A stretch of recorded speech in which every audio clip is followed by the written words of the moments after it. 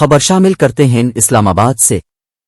اسلام آباد وفاقی وزیر اطلاعات مریم اورنگزیب نے کہا ہے کہ 5 ایز فریم ورک پاکستان میں معاشی ترقی کا گیم چینجر ثابت ہوگا۔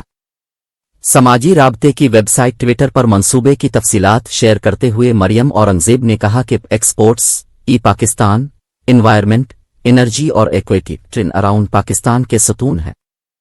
اس فریم ورک کے ذریعے برآمدات میں اضافے کے لیے نئے کاروبار، روزگار کی حوصلہ افزائی ہوگی۔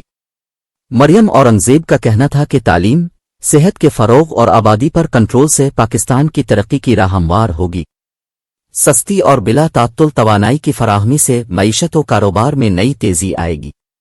آبی ذخائر اور غذائی تحفظ کے ذریعے ماحول بہتر بنایا جائے گا۔ ای پاکستان کے ذریعے نوجوانوں کو ترقی کے مواقع دے کر انہیں بااختیار بنائیں گے۔ وفاقی وزیر نے کہا کہ جی ڈی پی کے لحاظ سے فسکل خسارے کا 4.9% سے کم ہے کر 4.6% پر آنا بڑی کامیابی ہے۔ یہ حکومت کی درست معاشی پالیسی کا مثبت نتیجہ ہے۔ کرنٹ اکاؤنٹ خسارے میں 76% کمی درست معاشی پالیسی کی علامت ہے۔ تجارتی خسارے میں 40.4% کمی معاشی اقدامات کی درستگی ظاہر کرتی ہے۔ تجارتی خسارہ $25.8 ارب ہو گیا ہے جو $43.4 ارب تھا۔